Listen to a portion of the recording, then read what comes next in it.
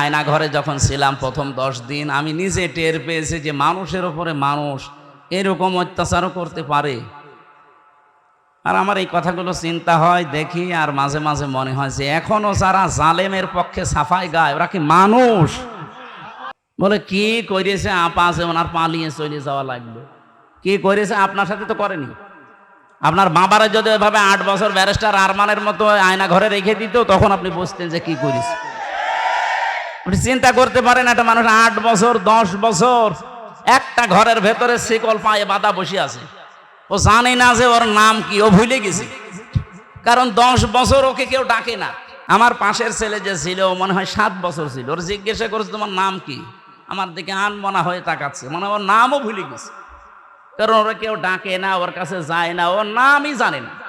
এ কোন বছর চলছে ও জানা নেই, এটা কোন মাস চলছে ও জানে না।